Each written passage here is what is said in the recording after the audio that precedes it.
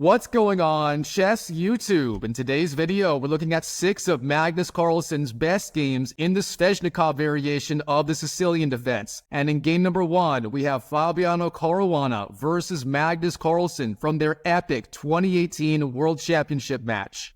Now in the game, Fabiano Caruana opens 1e4, best by test, and of course Magnus Carlsen responds 1c5, the Sicilian defense. This is what he prepared for that 2018 World Championship match against Fabiano. Now from here, of course, Magnus is heading for his Sveshnikov Sicilian. That occurs after the moves knight to f3, Fabiano intending d4, heading for an open Sicilian. Here Magnus goes knight to c6, then d4, c takes d4, knight takes d4, then next, knight to f6, putting pressure on that pawn on the e4 square. Then Fabiano, knight c3, defends the pawn on e4. And finally, the key Sveshnikov move, e5, breaking in the center. Now, this is a very double-edged idea. Here, after the move knight b5 from white, putting pressure on d6. White already threatens knight d6, therefore d6 from black is forced, guarding that square. Now, of course, that d6 square is being guarded by the bishop and the queen, therefore knight d6 ideas from white are not possible. Now, this is the real starting position of the Sveshnikov Sicilian. Here, black's biggest problem is that square d5.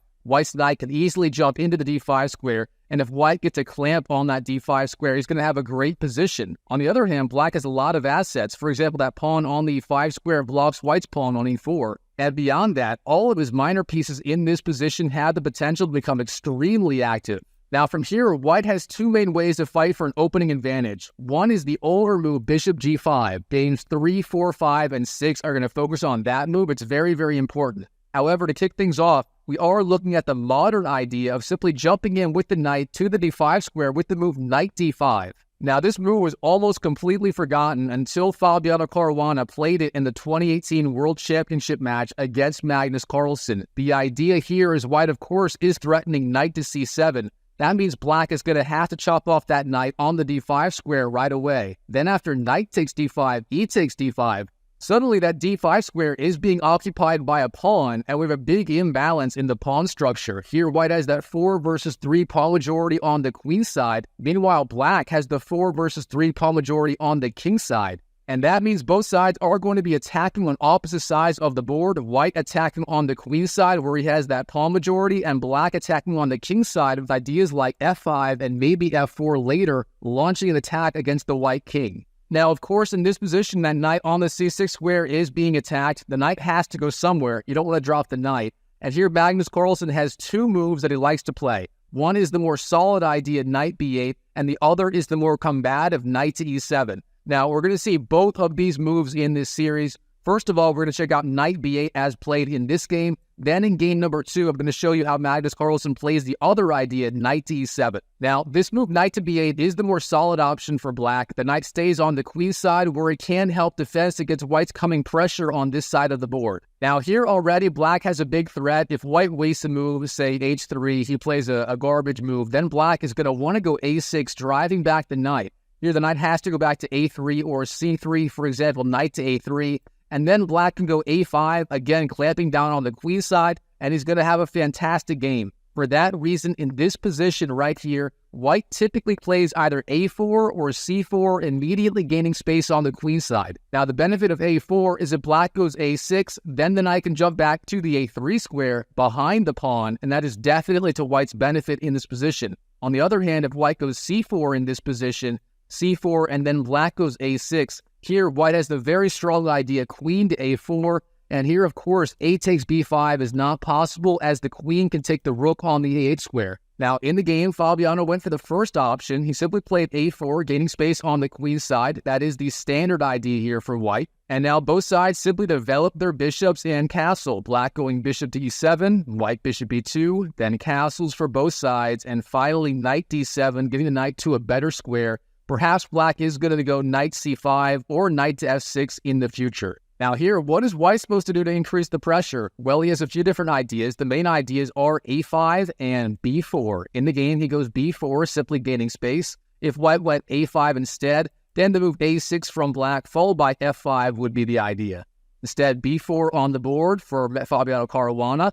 Now Magnus a6, driving back the knight. Of course, this pawn move does weaken the b6 square. However, it will take white's knight a while to gain access to it, perhaps knight a3, then knight c4, and finally knight to b6. So that is something to watch out for in your own games. Now here, Fabiano retreats the knight back to the a3 square, and here Magnus gains space on the queen side with the move a5. The idea is to try and break up white's pawn structure on the queen side, and then after that, he may follow up with the move f5, although overall f5 immediately was perhaps the stronger move in that position. Now here, white takes the pawn on the a5 square, b takes a5.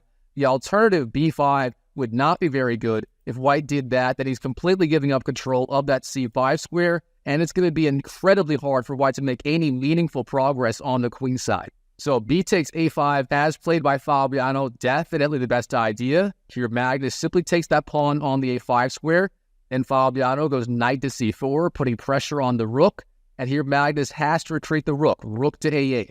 Now here we have a transformation of the pawn structure. Obviously black has the open a file and white has the open b file, which it can use to put pressure on black's position. However, beyond that, of course, black's main idea is to get the attack going on the king side with the move f5 and then later f4.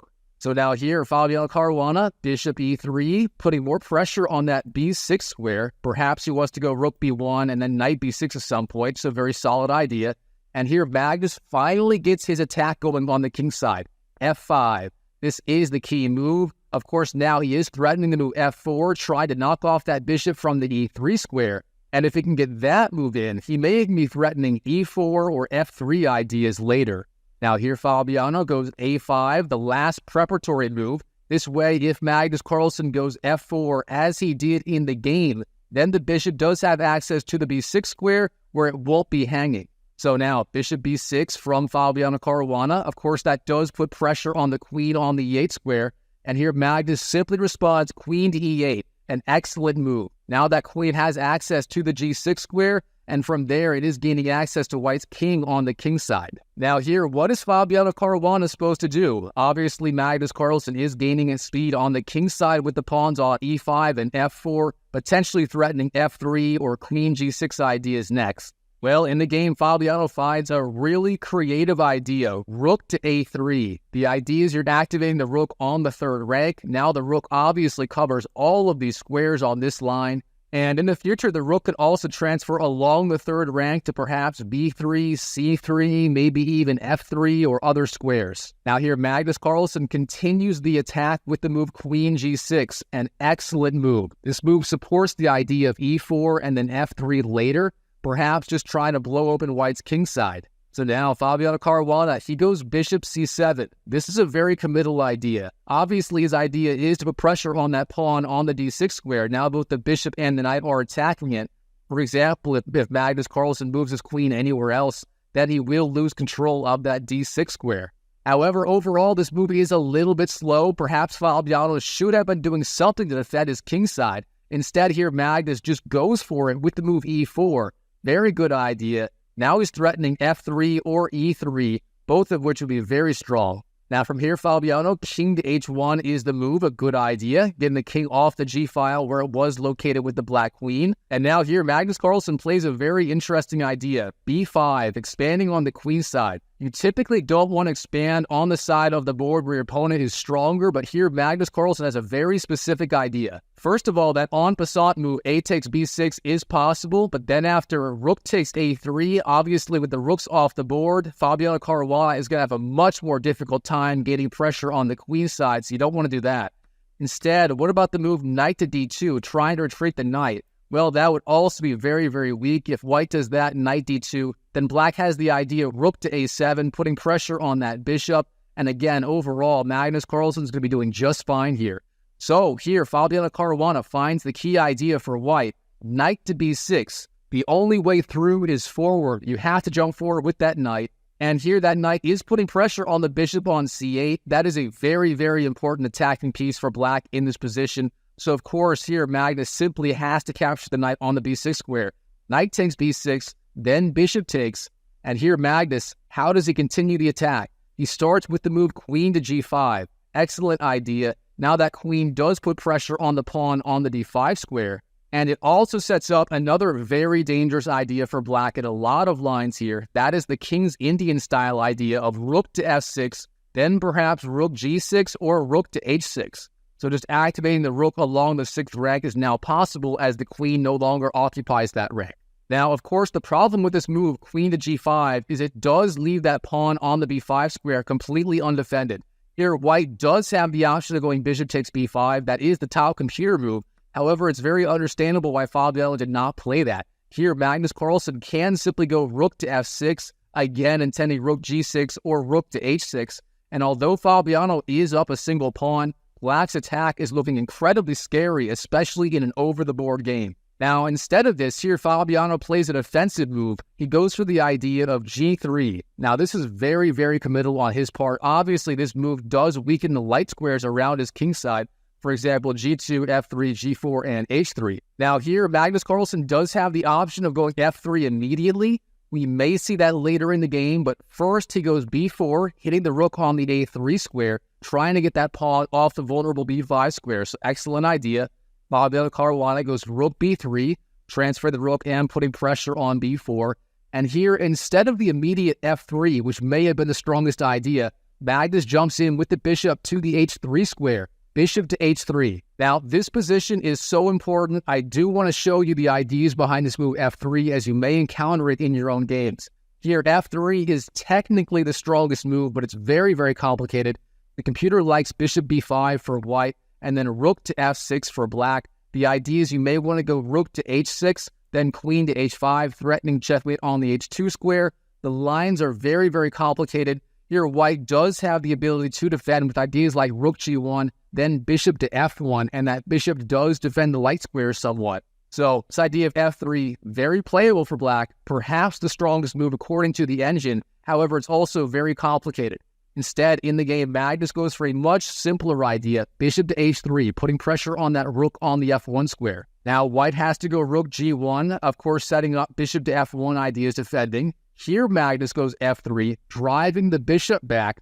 The problem with this move order, of course, is after the rook goes to the g1 square, then bishop f1 is possible in one go for Fabiano Caruana. However, overall, Magnus doesn't mind. He simply takes the bishop on the f1 square. Bishop takes f1. Now here, obviously, white has to know which piece to recapture that bishop with. If you like puzzles, go ahead and pause the video right now and try to find the correct move for Fabiano Caruana as white here. Well, I hope you found it. The key move, obviously, is queen takes f1. Instead, if you go rook takes f1, that completely gives up the defense of the king side. Here, the key move for black is queen g4. Then you have to go rook g1, trying to open up that square on f1 for the queen to defend. But then rook to f6 is very, very strong. Black's threatening rook h6, maybe even rook takes h2, sacrificing the pawn. And here it's very difficult for white to defend. Now instead, queen takes f1 on the board for Fabiano Caruana in this position. And the problem with this move, it's not a problem, but the drawback of having to make this move is black can pick up that pawn on the d5 square, and that is what Magnus does. Queen takes d5, Magnus wins a pawn, then finally Fabiano wins that pawn on the b square, rook takes b4. Now, this is a good time to slow down and talk strategy. The attack is mostly over for Magnus Carlsen. Yes, he still has that pawn on the f3 square, and that means if he could theoretically get a queen down onto g2, that would be checkmate. However, right now, that is so incredibly well defended by the queen and the rook that is not really a threat. Now, the main imbalance in this position, of course, is Fabiano Caruana's passed pawn on the a5 square. Meanwhile, Magnus does have those central pawns on the D and E files, and if he can get those pawns rolling down the board, that would be incredibly dangerous for white. So let's see how both sides try to maximize their strengths in this position. Here, Magnus going queen to e6, getting the queen out of the way of that pawn on the d file. Great idea. Now, Fabiano, rook b5. Of course, black was threatening d5 ideas with the discovered attack of the bishop on the rook. So Fabiano getting the rook out of the way of the bishop right away. Now, Magnus, bishop d8, trying to offer the trade of bishops, and it does happen. Here, Fabiano, queen e1. Then the bishops come off the board. Bishop takes and a takes, and then rook a to b8. Now that passed pawn is on the b file instead of the a file. Obviously, that is the key imbalance in this position. Here, Magnus has to do everything he can to put pressure on that pawn and stop it from promoting. Now Fabiano, queen e3, queen c4 for Magnus, putting pressure on that rook on the b5 square. Then rook b2 retreats the rook. And finally, rook b7 from Magnus Carlsen, perhaps setting up rook to b8 ideas, putting more pressure on that pawn on b6. Now here, Fabiano finally gets his other rook into the position, rook d1 on the board, pressuring that pawn on the d6 square. And here, Magnus has a big choice. In the end, he goes straight for a simplification option, queen to e2. The idea, he simply wants those queens off the board, and it's not a bad idea.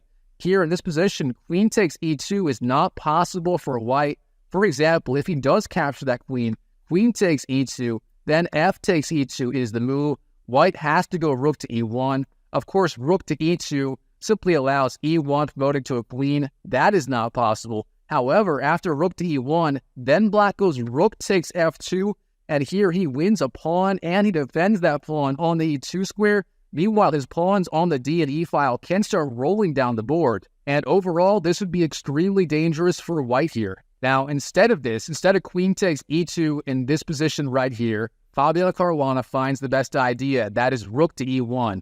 Now, of course, the queen has to go somewhere. Magnus takes on e3, the rook takes back on e3, and then d5 defends the pawn on the e4 square. Now here, material is still even, and again, the main imbalance is those queenside pawns for Fabiano versus those central pawns for Magnus.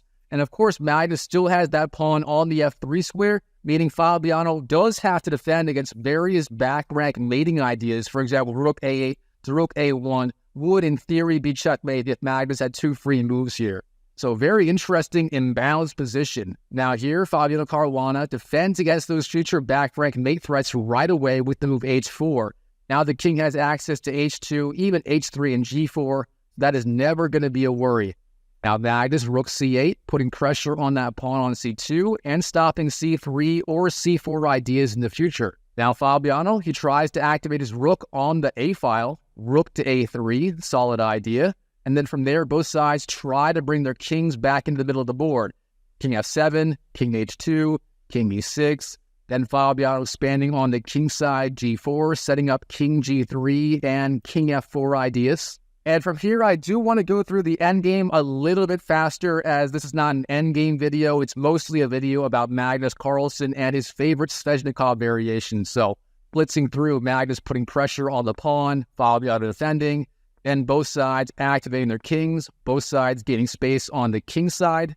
And here Magnus gets in a little bit of trouble with his king. King d4, a very aggressive looking move. Perhaps king d6 instead would have been a better idea.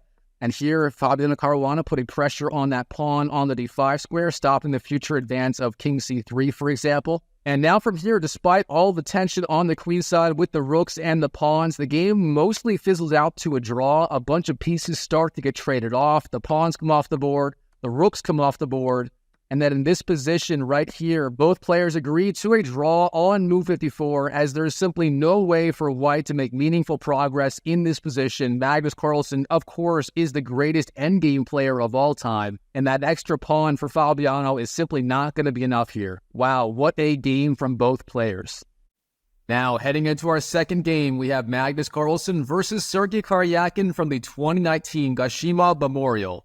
All right, in the game, Sergei opens 1e4, Magnus responds 1c5, the Sicilian defense, and from there they head straight for that Sveshnikov variation that we saw in game number 1, finally with the key move e5, then knight b5, and d6. Now, this game was played very shortly after the World Championship match in 2018, where Fabiano Caruana went knight d5 repeatedly against Magnus Carlsen, and here Sergei wanted to challenge Magnus Carlsen's preparation, so he also goes for this line knight to d5.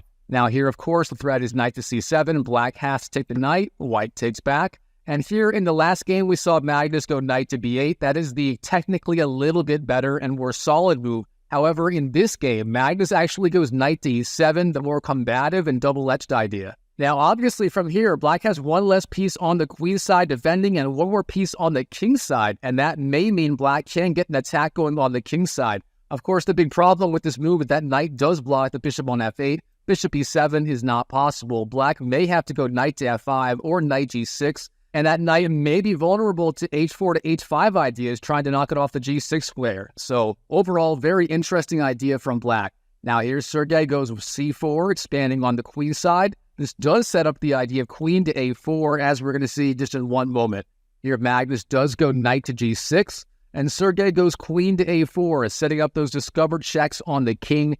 Of course, if black does nothing, say h6, then knight to c7 is going to be absolutely devastating, so you have to respond to that threat immediately.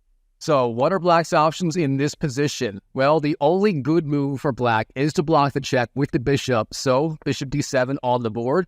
Of course, now the knight is pinned and black is threatening a6 ideas. White's going to have to do something about that.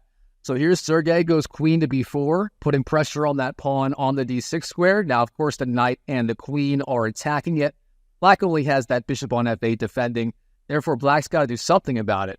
Here, he simply goes bishop f5, so that bishop on d7 served its purpose, no longer needed to block queen to a4 ideas, so bishop f5 on the board. Now that pawn is defended by the queen and the bishop. Now here, if white wants it, he can actually go for a draw immediately. Here, Sergei does go queen to a4, once again with those discovered threats. Here, black has to go bishop d7, and here's Sergei once again, queen b4, bishop f5 on the board, and if Sergei wanted it, queen to a4 and then bishop d7 would be a threefold repetition. It'd be the third time the players had this move in a row, and therefore the game would be a draw effective immediately. Now, fortunately for us, Sergei did not do that. He came ready in this game.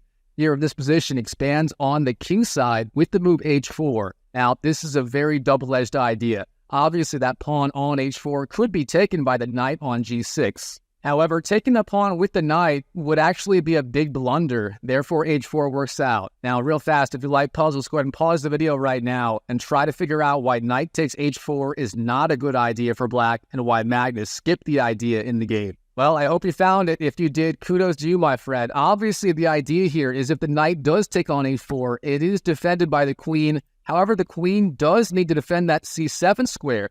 So effectively here, the queen is overloaded, and for that reason, rook takes h4 is the move.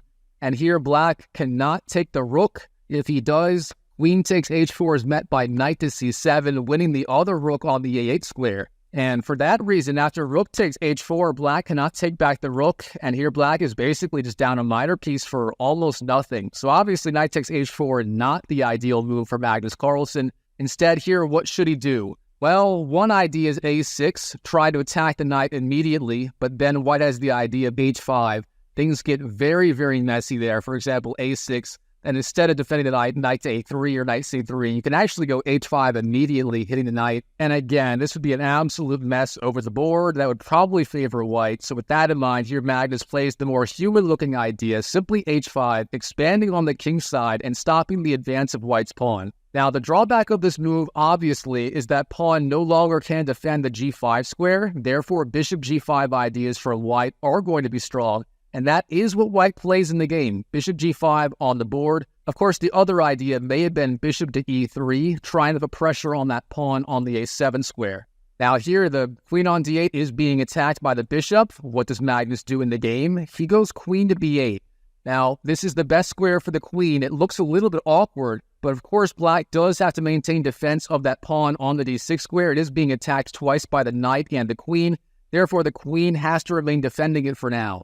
So, all that being said, queen b8, literally the only good move for black in that position. Now, here's Sergei goes bishop e2, putting pressure on that pawn on the h5 square. Very good. It's going to be tough for black to actually castle here. So, for example, if black were to go bishop e7, then short castles, that rook no longer defends the h5 pawn. That is another disadvantage of that h5 move that Magnus played earlier. Still a good move, but certainly some drawbacks to it. Now, here, Magnus, he goes a6, trying to knock back the knight from the b5 square. Very good move.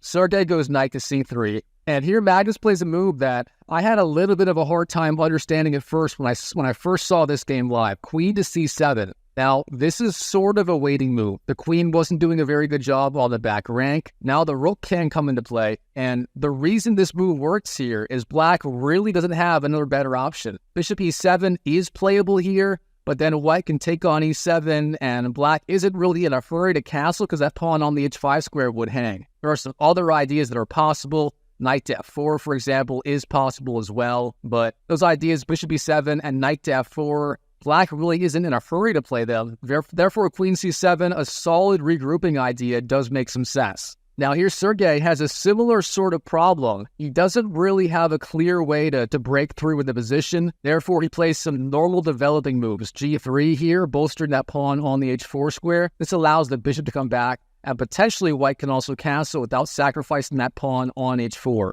Now here Magnus, bishop e7, offering the trade of bishops on the g5 square. White declines, bishop e3. And here Magnus gains space in the middle of the board with the move e4. This is a very committal idea. It's seen quite a bit in the English attack against the Najdorf Sicilian. If you play the English attack as white or as black, you'll probably recognize this pawn structure here. It is literally a carbon copy of that Najdorf-style pawn structure after white goes knight d5, and then black takes on d5 with his bishop or his knight. Now, what's the idea behind this move e4? Well, black is gaining space in the center and setting up knight to d5 ideas. That knight's going to be very strong on e5 in the future. Perhaps it wants to go to f3 or d3. And beyond that, there are bishop f6 ideas trying to put pressure on this long diagonal here with the bishop. So e4, very strong idea. The only drawback, of course, is that pawn is no longer defended by the pawn on the d6 square. That means that bishop on f5 is going to need to defend it for a while. Now here, we've pretty much reached the critical position in the game for white. The opening phase of the game is effectively over,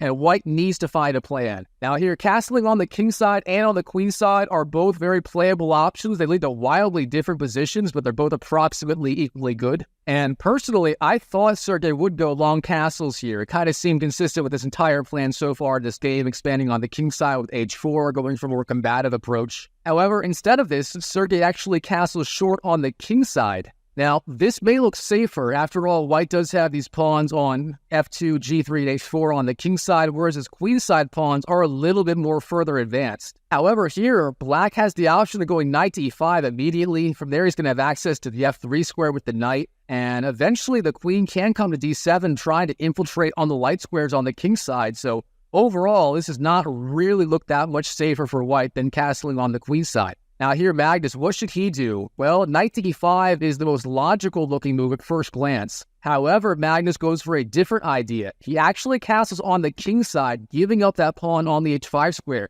And it turns out this is by far the best move in the position. Now, of course, white can't win that pawn immediately. That is what Sergey does. So where is black's compensation coming from? Well, first of all, white does have pressure on that knight on g6. Black's got to move it. Knight to e5, finally on the board. Now here, Sergey retreats the bishop back to the e2 square. The bishop did its job on h5, so now simply retreating back to a more centralized square in the position. Now, again, here, Magnus Carlsen is down a clean pawn. There's no obvious compensation, so why did he short castle in that position? Well, here is the start of his plan. Queen d7.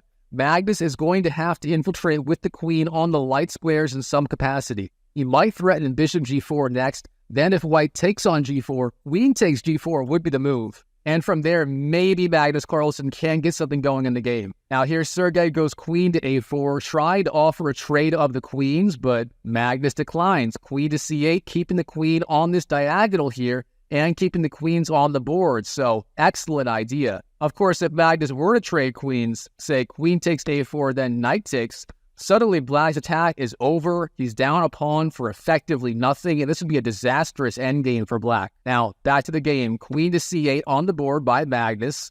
Now, here's Sergey. Once again, another very critical position. What should he be doing here? In the game, he tries to get something going on the queen side immediately, and he does that with the move c5. Now, this is a very committal idea. Instead of this, the computer likes the idea of simply queen d1, retreating the queen, trying to get the queen closer to the defense of the king. Of course, that would drop the pawn on the c4 square, for example, queen d1. Then the sequence is knight takes c4, bishop takes, queen takes, and overall, this position is roughly level. The attack is mostly over as the queen is so far away from the king side here. There's no easy way to transfer the queen over. So overall, queen d1 would have been a very simple playable idea for Sergey. Instead, c5 on the board, again, trying to get his queenside play going faster, but it doesn't seem to work out as well here. Here, black takes on c5, d takes c5. It's a very committal move because now that pawn on d5 is a pass pawn. However, Magnus believes it's not an issue in this position. Now from here, Sergey is showing one of the ideas of c5. Of course, in this position, the queen does not have access to that e4 pawn, but as soon as he goes c5, suddenly the queen does have access to it, and for that reason, after d takes c5, Here, Sergey goes knight takes e4, the knight being defended by the queen, of course, so bishop takes e4 is not a threat yet. Now here, instead of taking on e4 immediately, Magnus just goes c4, a very committal idea. The idea is you're blocking off the queen's communication with the knight. And beyond that, of course, b5 is now a threat, expanding on the queen side and trying to maintain that pawn on the c4 square. So here, white has to respond to all of those threats immediately. Now, the only good ideas here for Sergey are going to be knight to c3, getting the knight out of the attack of the bishop, or perhaps queen to c2. Now, the computer loves the idea of queen c2. The idea being this pin from the bishop isn't that big of a deal. You can follow up with rook a d1, and your rooks are very well placed on the open d files and perhaps the e file as well. Instead, knight to c3 is what Sergey played.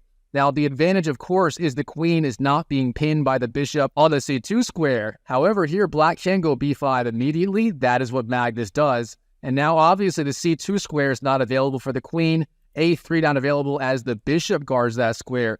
So really, the only good retreat square for the queen is going to be d1.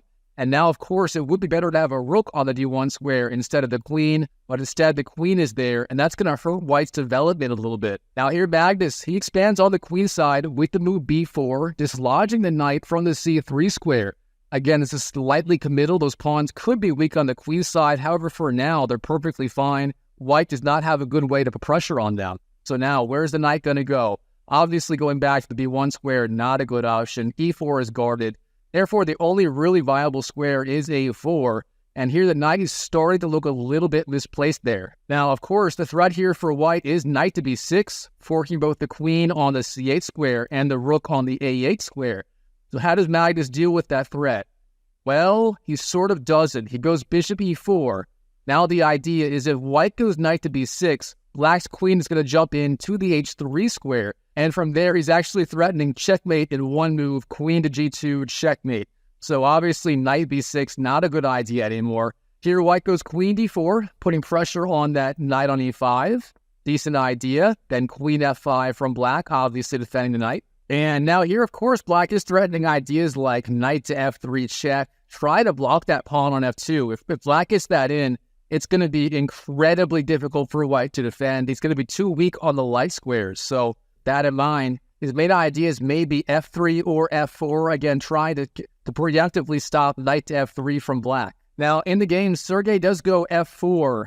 This move is okay. However, Magnus has a great response. Queen g6, putting pressure on that pawn on the g3 square, and Magnus Carlsen's attack continues. Now, real fast, I do want to show you, instead of f4, the key idea for white may have been f3 in this position. Now, things get absolutely crazy in this line. I don't want to go down it too much. For example, here, black can take the pawn right away, but then white can actually sacrifice the rook. The idea is rook takes, and then after bishop takes, you go rook to f1 with the pin on the bishop. Then black can go bishop f6, putting pressure on the queen. I mean, the line goes on and on. It's simply wild. All this to say, overall, f3 may have been the stronger move, but it's far more complicated. Instead, Sergey plays the more human-looking idea, f4, stopping the idea of knight to f3 once and for all, and it doesn't lose a pawn immediately. However, of course, all of those light squares around the white king are incredibly weak, and here queen g6, again, putting pressure on g3, it's very hard to meet. Now here, Sergey does go bishop f2, of course that defends for now, but then Magnus jumps in with the knight to d3. Now that knight is targeting the bishop. If the bishop falls, g3 is going to be under a lot more pressure. What does Sergey do here? Well, first of all, taking the knight on the d3 square isn't that great of an idea. For example, if white takes, black doesn't have to take with the bishop. Instead, he can actually go c takes d3, keeping the bishop on the e4 square where it targets the white king side, and that pawn on d3 is surprisingly strong here. Now, bishop takes d3 was a playable move. It will be playable in the future as well. Instead of that, Sergey goes h5, putting pressure on the queen, asking the queen where it's going to go. In the game, Magnus goes queen f5, logical move. Obviously, from f5, the queen does threaten queen to h3, and then, again, queen g2 checkmate, so white's going to have to be on guard about that. Now, here the best move is finally bishop takes d3. White delayed it one move by going h5 first, but at this point, you basically have to take the knight on the d3 square. Now, instead, here Sergey goes for a different idea. Bishop g4. Now, this doesn't lose a piece. Obviously, the queen on f5 is being overloaded. If it takes the bishop, then queen takes e4 is possible. That is what happens in the game. Queen takes g4, then queen takes e4. However, again, without that light-squared bishop on the board, it's going to be hard for white to defend the king side. Now black just goes bishop d6, a very good move. He's setting up the idea of rook a to e8, putting pressure on the queen on the e4 square. So now, what is white supposed to do? In the game, queen g2, and then rook a to e8 from black. Now Magnus has all sorts of threats. For example, rook to e2 may be coming soon. I mean, white is technically hanging on for now, but his position is just absolutely horrendous overall. Here Sergei goes bishop d4, trying to defend, but then black starts by taking that pawn on the h5 square, queen takes h5, and then after queen to f3 offering the queen trade, queen g6, putting pressure on g3. Black is even threatening knight takes f4 now, as the pawn is pinned, and obviously if the queen takes back on f4, then bishop takes f4 wins the queen, so that would be no good. Here Sergei tries to defend with the move king to h1, getting the king off that g-file, therefore knight takes f4 or bishop takes is not a threat. However, here black just jumps in with the rook to the e4 square, rook to e4. The idea is then rook to e8 next, doubling out the rooks, perhaps going rook to e2, and white is just in so much trouble. White retreats the bishop, and rook f to e8, as we discussed. And here in this position, white actually, or Sergei Karjakin, actually resigned on the spot to Magnus Carlsen, and here's why. The computer says the best move for white here is a3, believe it or not. There's almost nothing he can do productively here. Then black just takes the bishop on f2, and if the queen takes back, perhaps the best move. Then rook to e2 is absolutely devastating. Black's going to have threats along the h-file. After the queen moves, for example, then queen to h5 check into the king. And overall, there isn't a whole lot white can do to stave off checkmate. So for that reason, Sergei Karjakin resigned to Magnus Carlsen. He had had enough. Wow, what a game by both players. All right, diving into our third game, we have Magnus Carlsen versus Topalov from a 2019 Blitz tournament. In the game, 1e4 best by test, then c5. And then we head straight for the Sveshnikov variation of the Sicilian defense. We've seen this before in games 1 and 2. And again here, the key move e5, breaking in the center, forcing knight b5 from white, then d6 from black. Now, in the last two games, we saw white go knight to d5. That is the new, sharper variation that Fabiano Caruana made extremely popular following the 2018 World Championship match. However, instead in this game, Topalov goes for the older move, bishop g5, putting pressure on that knight on the f6 square. Now, this move makes a lot of sense. Obviously, white wants to go knight to d5 at some point, so it makes a lot of sense to pin that knight on the f6 square. That knight, of course, is guarding d5. If it falls, then white's going to have uncontested control of that d5 square. Now, here Magnus goes for the main line, starting with a6, knocking back the knight. Obviously, here the only good move is knight to a3. Now, here white is threatening knight c4. If white gets that in, he can go knight to e3, and from there, both those knights will guard the d5 square. So obviously black doesn't want to allow that. With that in mind, he typically goes b5 here. Now knight c4 is not possible, and white's knight on the e3 square is looking a little bit silly. Now here white has two main ideas in this position. One is knight d5, jumping into the d5 square immediately. The other is bishop takes f6, trying to get black double pawns on the f-file after g takes f6. Now, both of these moves are playable. In the last two games of this series, we are going to see knight to d5. That is the main line nowadays. However, first, we have to cover two games in the line with bishop takes f6. This leads to very, very sharp positions. You simply have to know what you're doing as black here to survive. Now, first of all here, Magnus Carlsen is forced to play g takes f6. The alternative, queen takes f6, is a massive blunder. Here, white simply wins on the spot with knight d5, threatening knight to c7, forcing queen d8 from black, and then here the key move for white is bishop takes b5. The idea is after a takes, then knight takes b5. Once again, you're threatening knight c7 on the next move. There's very little black can do to stop this idea. So all that to say, here in this position after bishop takes f6, black is forced to go g takes f6. Now these double pawns can be a weakness or an asset. It just depends on how the game goes. Obviously, they do weaken his king side a little bit. But on the other hand, black can go f5 in this position, getting rid of those double pawns. And from there, the bishop cleans up on f5. And from there, black can start pushing his remaining f-pawn and his e-pawn down the board, trying to get an attack going against the white king. So overall, after g takes f6, we have some wild attacking positions ahead of us. Here, white jumps into the d5 square with the knight d5, the standard idea. Obviously, beyond that, it also puts pressure on f6, and it also frees up that c-pawn to move into the game.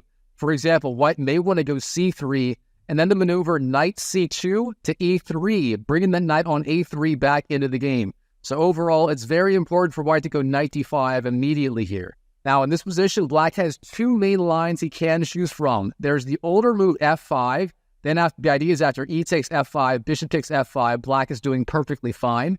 Instead, Magnus Carlsen is a big fan of the alternative, bishop g7. Now, this move is a little bit more controversial. It doesn't fight for the center of the board as quickly as f5. However, it's also a very playable idea, and Magnus Carlsen has used it with a lot of success in his games. Now here, this is a big tabia for white. He has a ton of different ideas that he can use to put pressure on black. Real fast, I do want to give you an overview of some of them. Here, one of the main ideas for white is bishop d3. This move clamps down on the f5 square, stopping an immediate f5 from black. That would obviously lose a pawn after e takes f5. Here, black is forced to go knight to e7 in order to challenge that knight on the d5 square right away, and it leads to very double-edged positions.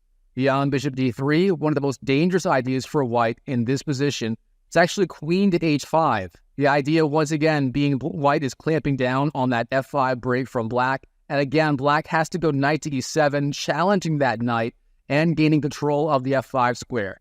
Instead of these two options, here Veselin Topalov goes for perhaps the main line. That is simply c3. Now, we've already touched on this move. The idea, of course, is to go knight to c2, then knight to e3, and from there, that knight on the d5 square will be supported by the other knight, and white's minor pieces are all going to be excellently placed. Now here, black goes f5. Obviously, if white did go bishop d3 or something like that, then f5 wouldn't be possible. But here, f5 is a playable move, and Magnus is basically transposing back to the original f5 line, where you go f5 before bishop g7. So both of these lines can transpose back to each other. Now, obviously, white takes on f5. Black, of course, was threatening the move f takes e4 here, so you can't allow that. E takes f5, then bishop takes on the board. Now, Veselin Topalov continues his plan, knight to c2, intending knight to e3 next, hitting the bishop with tempo, and from there, white can simply continue developing. Now here, Magnus castles his king, short castles on the board. Veselin Topalov goes knight c to e3, again continuing that plan. And here, of course, you don't want to go something like queen d7 supporting the bishop. Obviously, those bishops are very, very powerful in this position. That's one of black's main strengths in this line with bishop takes f6, then g takes f6. Again, although his pawn structure is damaged a little bit, those bishops do help a lot in terms of him getting compensation for it. So here, the bishop has to retreat. The question is just which square. Now here, Magnus retreats to the best square, bishop e6. This square is better than g6, as on g6, the bishop doesn't control the middle of the board as much, and it's also exposed to an idea h4 to h5 from white. For example, if black went bishop g6 here, then the key move for white is the immediate h4, and this move is very difficult to stop. Obviously, h5 is possible, but that would further weaken the king side for black, and if you don't do it, then h5 is coming next for white. Now, heading back to the game, bishop e6 on the board by Magnus. Now, Veselin Topalov has to get his king side developed. How does he do that? Well, in the game, he goes bishop d3, by far the best square for the bishop. Alternatively, there are some lines where you do go bishop e2, or even g3 and bishop g2, but in this kind of position, d3 definitely the best square for the bishop. Now here, Magnus, obviously, he has to get his attack going on the king side. We saw in games 1 and 2 how black can do that with the idea of f5. Here, Magnus goes f5, gaining space on the king side. Now white castles. And in this position, Magnus Carlsen has the option of going f4 or e4, gaining more space on the king side. Should he do either of those, or should he hold off for now? If you're going to play the Sveshnikov in your own games, that is very important to understand the differences between these ideas. Here, f4 is actually a very big mistake. The key move for white is going to be queen to h5, putting pressure on that pawn on h7, and it's very difficult for black to defend. So f4 here, not a good idea, simply because it leaves that bishop on d3 way too active on this diagonal. Now, instead of f4, a waiting move like king to h8 is also possible. Black getting his king off the exposed g-file off this diagonal, and that could be helpful later in the game. Instead, here, Magnus expands in the center with the move e4. Now, this is a very thematic idea in the Sveshnikov Sicilian. Obviously, black gaining space and opening up the e5 square for the knight to jump into the center of the board. However, of course, there are some drawbacks to this move. The main drawback of the move e4 is it gives up control of that f4 square, and that means after e4, black can jump in with the knight to f4, putting pressure on that bishop on the e6 square, and that is exactly what Veselin Topalov does here. Now, again, as we discussed, that bishop on the e6 square has to stay alive for black here. Bishop f7 is played. Then Veselin Topalov, bishop c2, getting the bishop out of the attack. And bishop c2 is a better move than bishop e2 here, simply because from c2, the bishop has access to this diagonal. And if black's bishop ever moves from the f7 square, that bishop on b3 could be very, very powerful. Now here, how should Magnus Carlsen continue the attack? Obviously, with this weakened pawn structure and those bishops, black simply needs to get something going on the king side. And now his pawns on the f5 and e4 squares are blocked by white's knights. So with that in mind, Magnus needs to find a new way to get the initiative. Now here, the best move is going to be queen to g5. This move hits the knight on the f4 square. It also lines up the queen with the king. And overall, this is the best way to try and force through f4, f3 ideas. Instead of that here, Magnus Carlsen plays a different idea, bishop e5, immediately putting pressure on the knight on the f4 square. However, it's not really clear if the bishop is better placed here. Obviously, with the bishop on the e5 square, knight to e5 ideas are not going to be possible for black. Now from here, white jumps in with the knight to the d5 square, knight d5, by far the best idea. And once again, that move queen g5 is the right play for Magnus Carlsen. Instead, he doesn't find the move or doesn't want to play it, whatever it is. Instead, he goes king to h8. Now, king h8, again, is a very thematic idea in the Sveshnikov, getting the king off that open g-file, off this potential diagonal here. However, it was a little bit slow in this position. Now here, Veselin Topalov has to do something about Magnus Carlsen's threat of f4, queen g4, and so on, getting the attack going on the king side. What should he be doing? Well, he has a couple of different ideas. First of all, that pawn on the f5 square is hanging. Knight takes f5 is certainly possible. Of course, here, black's going to have the resource bishop takes d5, opening up the attack on the knight with the rook. And then after queen takes, rook takes, black wins back the pawn. Now that knight on c6 is hanging. Queen takes c6 is possible. But then black can go d5. And again, the attack continues. He may have rook a7 to g7 ideas. The queen could swing over to the g5 square, and so on. So knight takes f5 was one possibility for Veselin Topalov. However, overall, Magnus would still be doing okay. Instead, he goes for a more defensive idea, and quite frankly, and one I like more, although the computer doesn't seem to agree 100%, I still like this move, f4. The idea is you block black's pawn on the f5 square. If black goes e takes f3, you can always gain back with the queen or the rook. You're just trying to gain a little bit of breathing room on the king side, and you're trying to slow down black's attack a little bit. Now here, Magnus takes on the f3 square. E takes f3 is the move. Queen takes f3, takes back. Then we have a trade on the d5 square. Bishop takes, knight takes, and finally Magnus shows his idea. Queen to h4, bringing the queen over to the king side. And obviously here, the threat is either queen takes h2 or bishop takes. That would be an absolute disaster if white allows it. Now, during this whole sequence, obviously, Magnus did give up his light square bishop on the f7 square, taking on d5. And one of the drawbacks of that is this light square bishop on c2 is now completely unopposed. And again, white may have the idea of going bishop c2, lining up the bishop on this diagonal. Or at any point, if that pawn on the f5 square falls, again, white could have dangerous threats on this diagonal, lining up with that pawn on the h7 square. So overall, very double-edged idea by Magnus, giving up that light square bishop. Let's see how it plays out. Here, obviously, Veselin has to do something about that threat on the h2 pawn. In the game, he goes g3, blocking the attack. The queen is forced to go back sooner or later, but instead of the immediate retreat, here Magnus makes use of that king h8 move, and he goes rook to g8. Now, here, of course, that pawn on g3 is pinned. G takes h4 is not possible, as then the king would be in check by the rook, so not a legal move. So instead here, Veselin Topalov, knight to f4, retreating the knight back to the king side, and overall trying to reduce some of that pressure on that g3 square. Of course, back here, there were various bishop takes g3 threats available. For example, if white waits to move a3, then bishop takes, h takes, and rook takes would win the queen. So Obviously, can't allow that. Instead, knight to f4 on the board, a good defensive move. And here Magnus decides it is time to preemptively get out of the attack of that g-pawn. He retreats the queen back to h6, a very solid idea. Again, this is blitz. You don't want to give your opponent too many chances to go g takes h4 in the future. So with that in mind, queen h6 on the board. And here Veselin starts to go astray.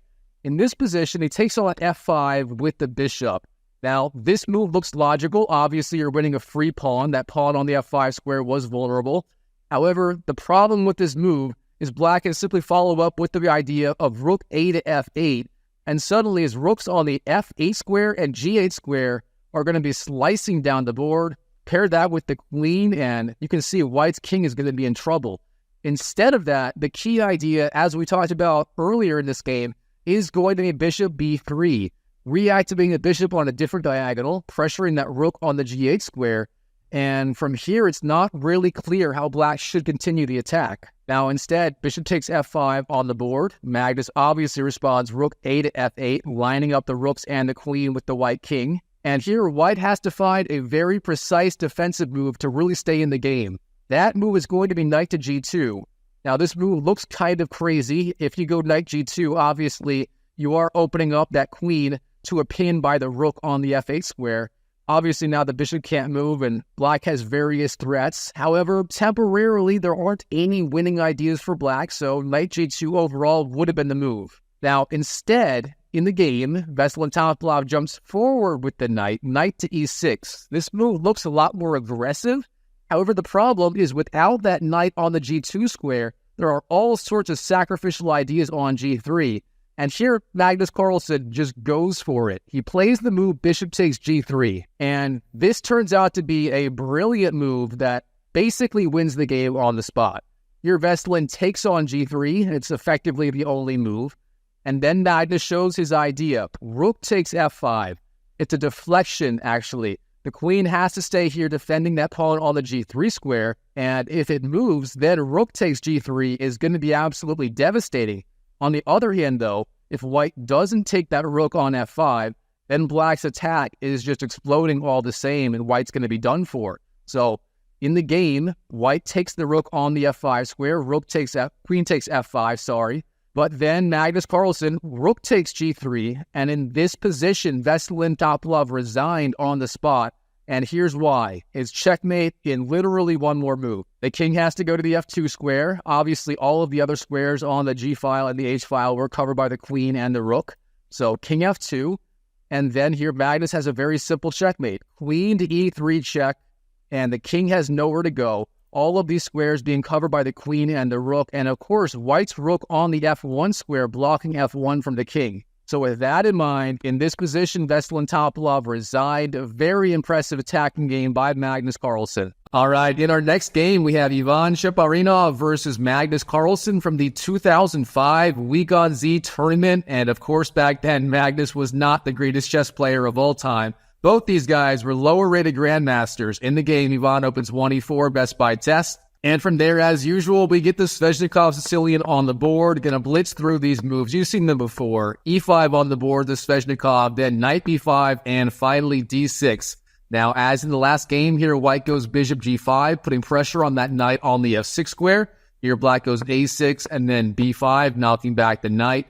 And once again, we're going to see one more game with this line. Bishop takes f6, giving black those double pawns on the f-file. Then white jumps in with the knight to the d5 square, knight d5 on the board. Now, Magnus Carlsen here really loves the move bishop g7. Again, f5 is probably the most popular option, but Magnus sticking to his guns even back then. Bishop g7 on the board. And now here in the last game, we saw white goes c3, trying to bring that knight back into the middle of the board with knight c2, then knight d3. Here, white goes for the main line, starting with bishop d3. Of course, the idea of this move is to stop f5 from black and set up short castles on the king side as quickly as possible. So overall, a very safe, solid, and sound idea for white. Now, of course, when black can't go f5, black is going to go knight to e7 in the Sveshnikov. That is what Magnus Carlsen does here, knight e7 on the board. Now, of course, black's threat is knight takes d5. For example, if here Ivan goes short castles, that is going to be a big mistake. Here, black's idea is simply taking on the d5 square, knight takes e5, then e takes, and finally the move f5. And now here black is threatening e4 in a lot of lines. His plan is pretty simple, just short castles, perhaps rook to e8, then e4, and he's going to have a great game. So obviously, short castle's not the move for white. Here white takes on e7, knight takes e7 on the board, then black takes back. And now we're really getting to the big branching point of this variation with bishop d3 in response to bishop g7 from black. So here, white has a few different options. The most natural option probably going to be short castles on the king side. Nothing wrong with that. Instead here, Ivan goes for a different idea, starting with the move c4. So expanding on the queen side, putting pressure on those pawns on b5 and a6. Now, this idea of c4 is common in the positional line where black goes knight d5 before taking on the f6 square with the bishop on g5. In that line, of course, black does not have double pawns on the f-file. And in that line, black can go b4, trying to lock down the queen side. However, here in this position after c4, things are completely different. Here, black actually needs to ignore the queen side altogether and just get on with his play on the king side. But real fast, I do want to show you here, for example, if black takes on c4, that is a massive mistake. White takes back, knight takes c4. The knight is going to the e3 square, and overall, white has a lot of pressure in the center and on the queen side. And the alternative b4 is also not very good. Again, that helps white with his idea. Knight c2. Now that pawn on b5 or b4 is being targeted. If black defends it, white can always retarget it again with the move a3. Overall, this just helps white out a ton. So, if that's not viable, what is black supposed to do here? Well, again, he has to ignore the threat of c takes b5 and just go for it on the queen side with the move f5. Now, this is a very typical move in the Sveshnikov Sicilian for black. Obviously, black's idea is he's trying to deflect that white pawn off the e4 square. If white does take on f5, that would be an absolute disaster for white here. And real fast, I'll show you why. Here, if white does take on f5, e takes f5, then black can go e4, and suddenly you have the double attack on the bishop on the d3 square, and of course that bishop on g7 slicing down to b2. If black takes on b2, that will fork the knight on a3 and the rook on the a1 square, so overall, this would be a complete disaster for white, so e takes f5 is not a good move. Instead, if white takes on the b5 square, c takes b5, then here, black has a very key idea, very thematic. You just need to know this idea for black if you want to play this variation like Magnus Carlsen. Here, the key move for black, this is a very aesthetically pleasing move, is actually d5. Now, white can take the pawn either way, either on d5 or on f5, but no matter what white does, black is going to go e4 next. And if white does nothing, something like f takes e4 is going to happen. So, for example, white takes on d5, e4 is the move. If white takes on the f5 square, e4 is the move once again. Although the computer does like queen b4 first a little bit better, but again, e4 is the move. And if white does nothing, let's say short castles, then f takes e4 is the move.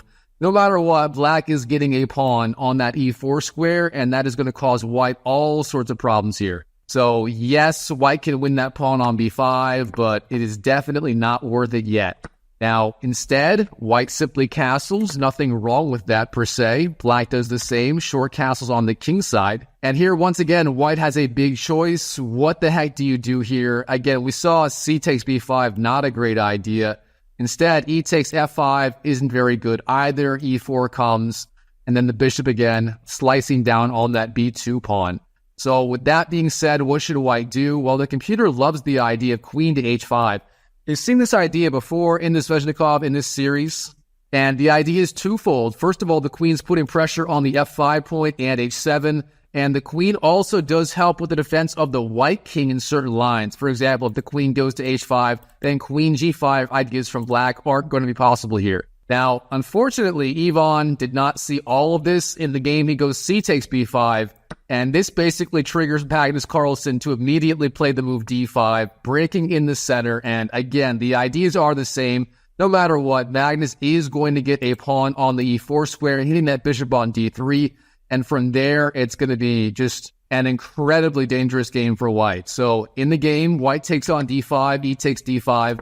then e4 from black, opening up that bishop, hitting the b2 pawn. Now here, if white does retreat the bishop, say to c2 or e2, that's going to be very, very passive. Instead, white finds a much better idea, queen to e2. So this does two things. First of all, it does defend the bishop on d3. Of course, e takes d3 not possible, as then the queen on e7 hangs. However, beyond that, it also defends that pawn on the b2 square, stopping bishop takes b2 ideas. So very good move by Ivan. Here, literally the only move to stay in the game from white, queen to e2, and black finds it simply fantastic. Now from here, how should Magnus Carlsen continue the attack? As we know, once black starts sacrificing those pawns on the queen side in the Sveshnikov, you simply have to go for it on the king side, trying to mate white's king. There's really no other alternative. Well, turns out here black has a few different good ideas. First of all, you can try to activate the queen either on g5 or on b4. Both of those moves perfectly fine. I like queen g5 better, simply trying to keep the queen closer to the king side. However, instead of that, Magnus finds a very creative solution. You see this in the two knights defense after e4, e5 quite a bit. Magnus actually goes rook to b8. The idea is he wants to lift the rook on the third rank to the b6 square, then go rook to g6, or perhaps rook to h6 later. So let's see how the idea plays out. Here, white goes rook b1, defending that pawn on the b2 square, so now the queen can move if it needs to. Not a bad idea at all. And then Magnus showing his idea, rook b6. Again, for now, just ignoring the threat of b takes a6. Magnus knows his only chance is to get that kingside attack going as quickly as possible, and if he has to sacrifice a pawn in the process, then so be it. Now here, Ivan, queen to e3, decent move, putting pressure on that rook on b6, but overall, rook g6 comes from Magnus and doesn't really hurt his position at all. Now here, things are already getting quite critical for white. The computer loves the idea b takes a6. However, this looks quite scary. Then black can simply go queen to h4, again continuing the attack. So very understandable why he did not play that move in the game. Instead, here Ivan simply goes bishop c2, trying to get the bishop out of that future attack from e takes d3. Of course, currently not possible as the queen would hang, but Ivan trying to make a prophylactic move here. However, Magnus Carlsen is not amused here. He simply goes queen to h4, continuing to build that pressure on the king side. Now there are threats like rook to h6 piling up on that h2 pawn. And beyond that, there's always the threat of, say, bishop to e5 or f4, maybe intending f3 next.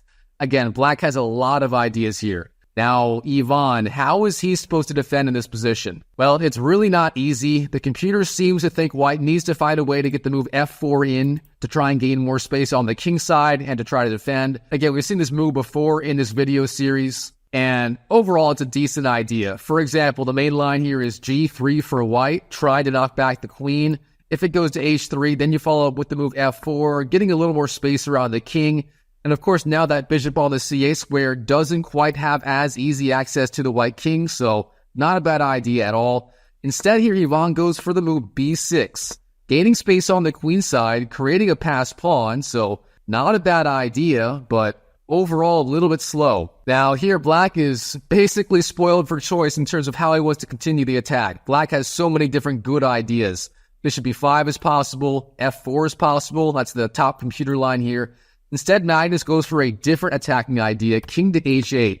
The idea of this, he wants to go rook f to g8, doubling those rooks on the g-file, then putting pressure on that g2 pawn. Now, this idea isn't quite as strong as, say, the immediate f4. The reason why is here, white can go g3. It's actually not a bad idea at all, and that would blunt those rooks on the g-file. Of course, two rooks hitting g3 wouldn't really do a whole lot. So g3, likely the best move for white here.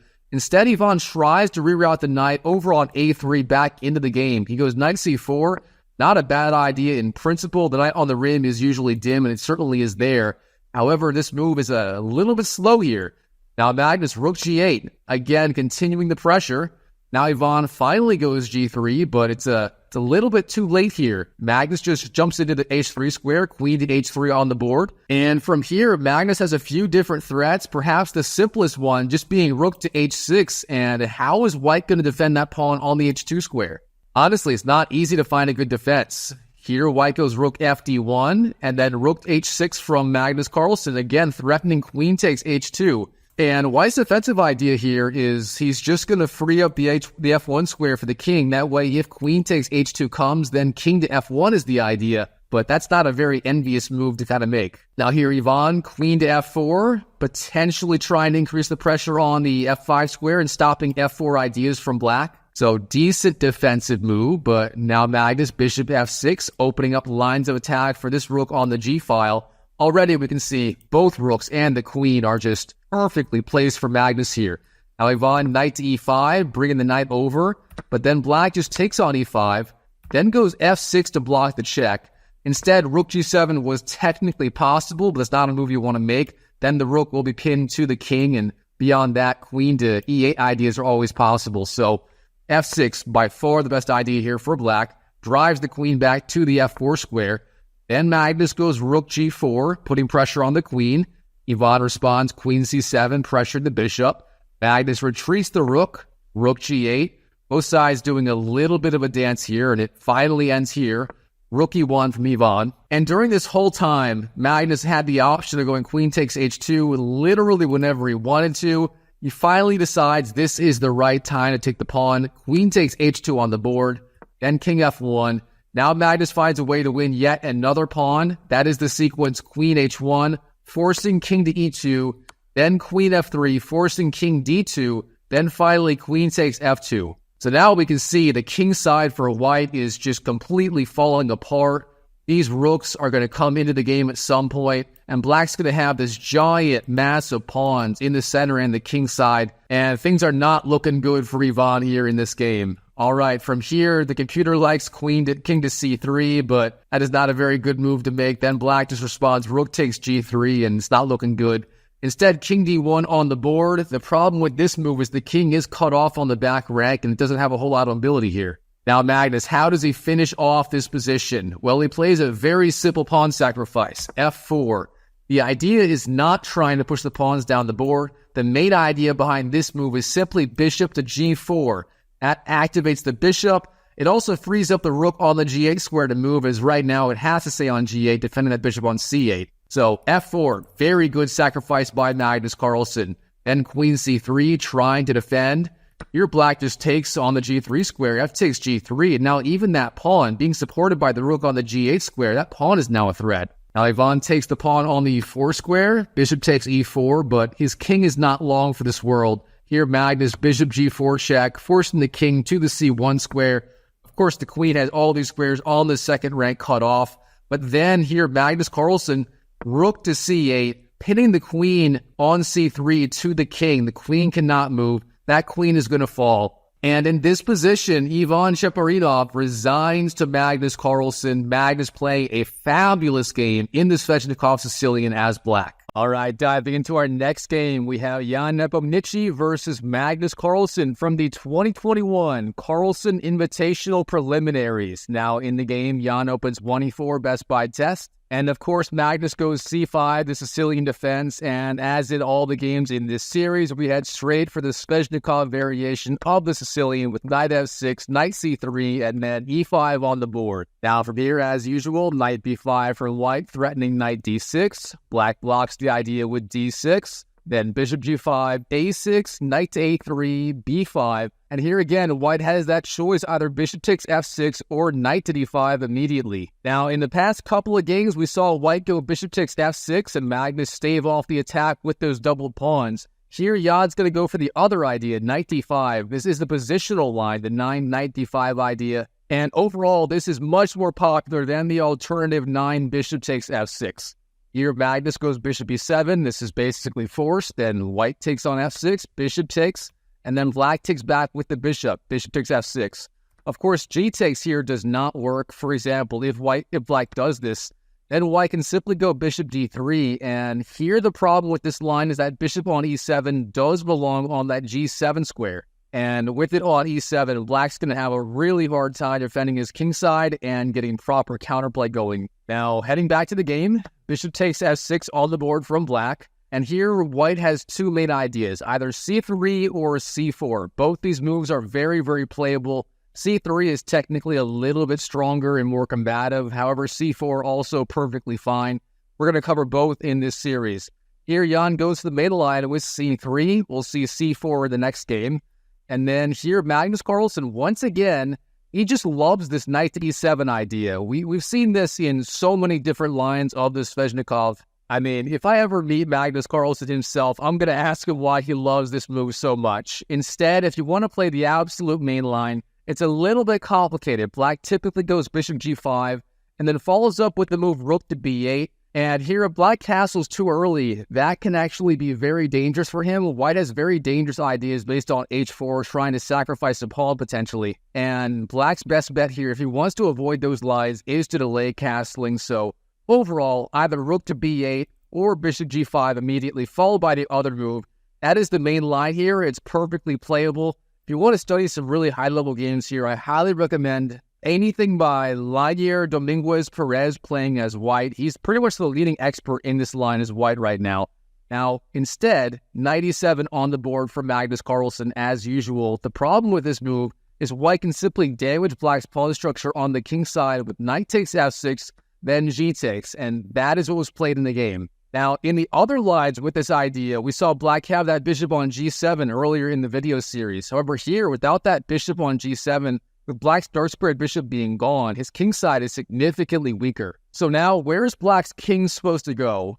Well, Magnus has an idea in this game. I think he's going to shock you. In the game, knight c2 from Jan, the idea being knight to e3, guarding the d5 and the f5 squares. Very solid idea. Here, Magnus bishop b7. Now, typically in this Sveshnikov, you're going to want that bishop on the e6 square instead of b7. However, here, it does seem to work out okay. Bishop b7 on the board. White goes bishop d3, very typical move, guarding that f5 square. But now here, Magnus shows his idea. d5 on the board, breaking in the center, and this is a very creative idea. Here, if white takes on d5, that is perfectly playable. However, black is going to get a good game with the move queen takes d5, and then after knight to e3, queen to e6. And here, yes, black's pawns on the king side are a little bit weak. That light square f5 is weak. But overall, black is doing relatively okay. So with that in mind, Jan goes for a more ambitious idea. He does not take on d5. Instead, the move was queen to e2. A very curious looking move. Part of the idea is setting up threats against the black king on the e-file. And beyond that, obviously, the queen does support the e4 square. Now, for example, black has the option of taking on e4 immediately. So, for example, d takes e4, then bishop takes, queen takes, all of this relatively forced. But here, black can simply go queen d5, and he's got a relatively okay endgame. If Magnus Carlsen wanted that, he could have gone for it. He's still a little bit worse. He does have those 3 pawn islands versus the 2 of white, and his pawns here on these squares are a little bit weak, but overall, perfectly playable, but instead, Magnus goes for a much more ambitious idea. Here in this position, he does not take on e4. He goes for a different idea we've seen so far a few times in this video series. That is the move f5. Now, as usual, with this kind of move, black's idea is simple. No matter what, he wants to get a pawn on the e4 square. So again, if white takes on d5, e4 is the move. If he takes on f5, e4 is the move. And if he does nothing, say short castles, f takes e4 is the move. No matter what, black getting the pawn on the e4 square, hitting the bishop. So this is all very dangerous for white. What should he be doing here in this position? Well, Jan finds a very interesting idea. He actually castles queenside, which is not something you see in the Sveshnikov. Yes, you see it a lot in the Najdorf, in the classical Sicilian, but in this variation, this is a very rare move. And there are a few reasons why. I mean, first of all, black's counterplay on the queen side with those pawns on a6 and b5 is already pretty advanced. Plus, having that pawn on the c3 square does weaken the queen side a little bit. So, castles queen side, a very double-edged idea. Now, how is Jan Nepomniactchi going to keep this bishop alive? Obviously, Magnus has the option of just taking on the e4 square. For example, f takes e4, and that is what was played in the game. Well, here's the idea behind long castling. You have the rook lining up with the queen on the d8 square, and that means bishop takes e4 is possible, and here black cannot take on e4 as that would expose the queen on d8. So, castles queenside, a very good multi-purpose idea, not the least of which defending the bishop, making it so it can't be trapped. Now from here, Magnus has to find a home for his king. Where's his king going to go? Well, Magnus finds a creative idea here. Queen c7, getting the queen out of the pain of the rook. Of course, now the bishop has to go somewhere. Bishop f3 is virtually forced here. And then Magnus Carlsen castles queenside. So this is a very rare idea by Magnus Carlsen. Not castling queenside, but doing it in the Sveshnikov. I mean, castling queenside in the Sveshnikov when you've already gone a6 and b5. That is about as rare as finding a chess player with good social skills. You just don't see it every day. Now, what's the idea behind this move? Well, castling kingside wasn't really an option. That open g-file leaves the king just way too exposed.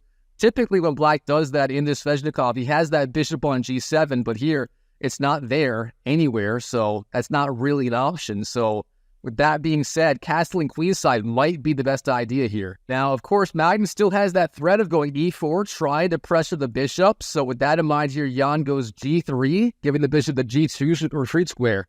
However, I do want to point out, overall, g3 wasn't necessary just yet. For example, he could have gone king to b1, a decent developing move. And then if black ever goes e4, then bishop h5 is actually a decent idea. Jan can follow up with queen to g4. And it looks a little bit weird to have the queen and the bishop all the way over there, but it does seem to work out in this position. But instead, g3 on the board, perfectly fine move. Black goes king b8, white goes king b1. And then here, Magnus Carlsen, he finds one of his trademark weird-looking moves that turns out to be incredibly strong. And if you study a lot of his games like I have, you know exactly what I'm talking about. Here, Magnus retreats the knight back to the c8 square, knight to c8.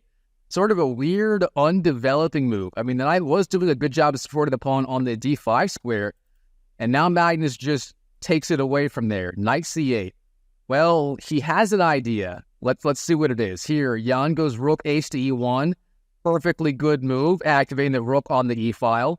Magnus does the same, rook h to e8. Then here, Jan goes knight to e3. Again, piling up the pressure on the pawn on d5. And black goes knight b6 defending. So overall, the idea was knight to c8, then b6. And this is actually a very strong idea. Here, that knight does have access to the b4 square. If that knight ever jumps into c4, that's going to be a giant pain in the you-know-what for white. I mean, b3 is never going to be an option. And if white takes on c4, then b takes c4, opens up the b-file, and Magnus could actually be attacking on the queen side here. So we're still early in the game, with things already getting quite tense here. All right, now Jan, what's he supposed to do here? Queen c2, putting pressure on that pawn on the h7 square. Not a bad idea. Black defends with move f6. Now, of course, the queen does indirectly defend that pawn on the h7 square. Or directly, sorry, I misspoke. Now Jan, bishop g2, getting out of the way of e4. Decent idea. And then both sides double up rooks on the d-file. Black going rook d6, Jan rook d2, then rook d8 and rook d1. Now, so far, both sides have pretty much developed all of their pieces to the best possible squares. Of course, both sides piling up the rooks on the d-file. The knights are pretty well placed. The bishops are about as well placed as they're going to be for right now. So what should both sides be doing in this position? Well, the main imbalance in this position, of course, is black's extra central pawns. Here, it's sort of a Grunfeld-style position where black does have the center for now, but white can counterattack with the move f4 later. And those pawns on the king side here are also very weak. The pawn h7 and that pawn on f6.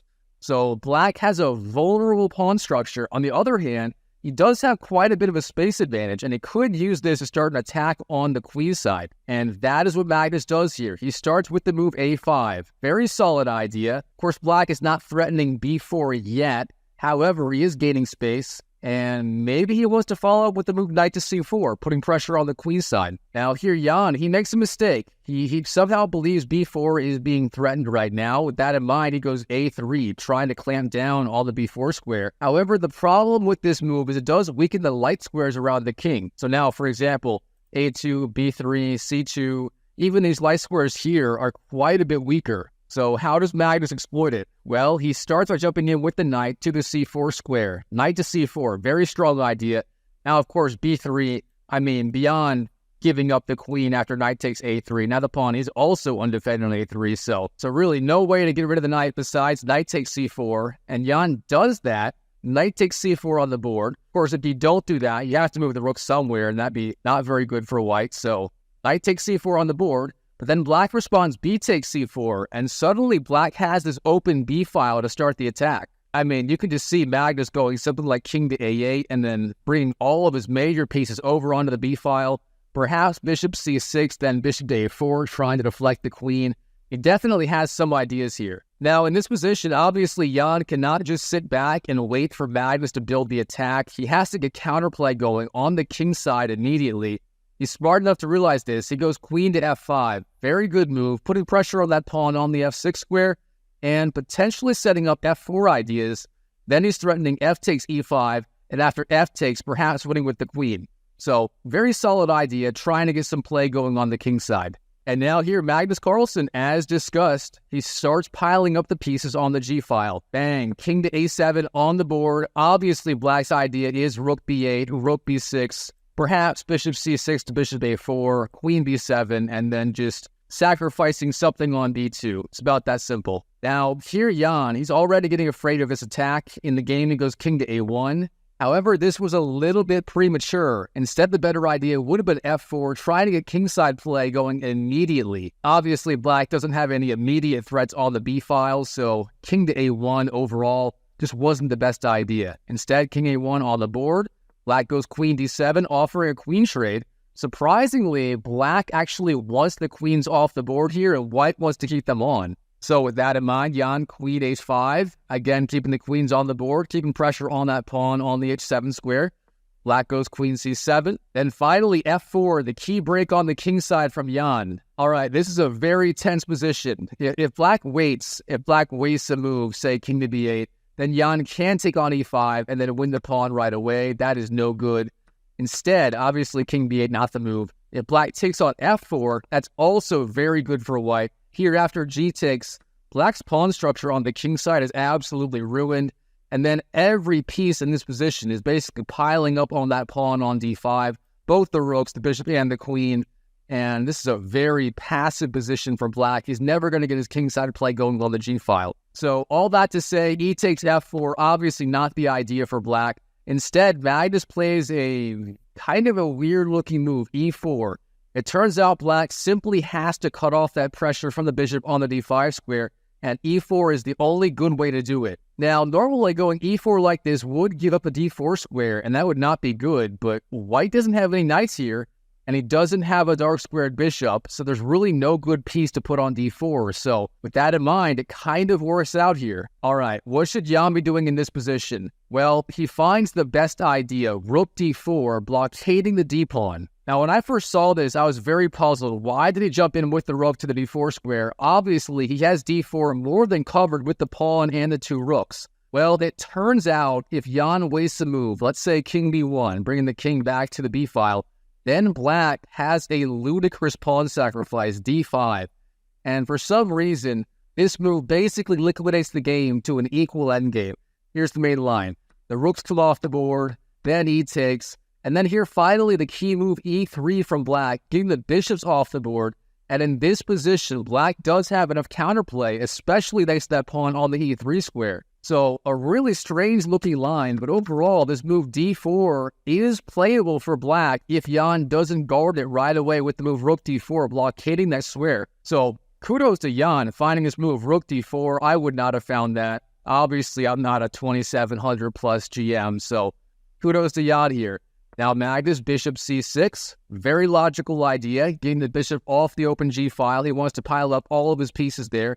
And beyond that, he is intending bishop a4 in certain lines. And again, a4, not a bad square for the bishop at all. Now Jan, rook 1 d2. Of course, the other rook on d4 no longer defends the pawn on b2, so rook d2 preemptively defending, not a bad idea. And here I thought Magnus would jump in with the bishop to the h4 square, or sorry, the a4 square.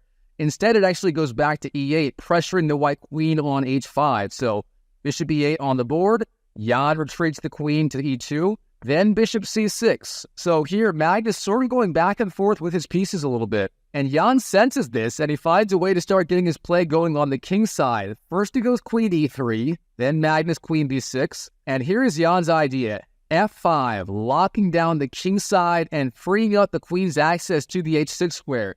Very good stuff. We're essentially reaching an opposite sides all-out attacking position here. Obviously, Magnus all out attacking on the queen side and Jan on the king side. So it's sort of a race now. And from here, Magnus, rook 8, d7. Now his idea is very simple. He wants to go rook b7 and rook to b8, piling up all the pieces on the b file. Now Jan, queen h6, pressuring both of these pawns on the king side. Magnus goes bishop a4, and now Jan, his idea is very simple. Yes, this pawn on h7 is defended. However, he can get his kingside pawns rolling with g4, h4, and then g5, potentially trying to figure to pass pawn on the king side. So that is his idea. g4 on the board. Now Magnus, king to a6, sort of a weird-looking move, but I'm sure he has his ideas. Bishop f1, reroute the bishop. King a7. Again, Magnus sort of killing some time. And here, Jan, h4. Now, here, Magnus is definitely on a timer. He can no longer sit back and wait. If he keeps going back and forth with his king, Jan is going to continue to press on the king side. So with that in mind, here, Magnus must go for it. Rook b7 on the board. Now, obviously, this does hang the pawn on d5. However, if the rook takes it, then Magnus takes back on d5. And if white takes the rook, then queen takes b2 is checkmate. So that pawn on d5 cannot be taken here. It is poisoned. Now, instead, here Jan retreats the queen back, queen to e3, trying to bring the queen back to the defense of the king side. And then Magnus, rook d to b8, finally completing that idea of this kamikaze formation with the queen and the two rooks. Of course, if the queen was in between the two rooks, that would be the Alekhines formation with the rook, the queen, and the rook. However, I call this the kamikaze version because you're basically suiciding the queen onto the b2 square here. Now, of course, Jan not amused. He's going g5, that b2 pawn currently more than defended by the rook on the d2 square. Magnus is going to have to find something else to get the attack going. This kamikaze formation is not going to be enough in this position. Now, Magnus, bishop d7. Of course, g5 leaves the pawn on f5 being undefended, so now bishop d7 targeting f5. Very good idea. And here Jan, he makes sort of a big mistake. G takes f6. This was a very critical position. There's no need to damage his own pawn structure like this. Now all of his pawns are disconnected. It simply wasn't necessary. Instead of that, something like queen to f4 may have been a better idea, just defending, and then setting up either G takes f6 or even g6 ideas. But instead, G takes f6 on the board for Jan, again, weakening those pawns. And here Magnus, he turns up the heat. He starts bishop takes f5, simply winning the pawn. Then after Jan's queen g5, retreating the bishop. And this is a very good multi-purpose move. I mean, first of all, the bishop was being attacked on f5, so getting the bishop out of the attack. But beyond that, the bishop now guards the g8 square. And this means rook g8 and then rook g1 ideas are going to be possible for black here. All right, what does Jan do about it? He starts bishop takes c4. This move has a tactical idea behind it. Obviously, d takes c4 is not possible, as then rook d6 pins both the bishop and the queen. So that idea for black definitely would not work, but instead, Magnus, he simply ignores the idea. He goes rook g8. Again, the follow-up, as we discussed, is going to be rook to g1, hitting the king.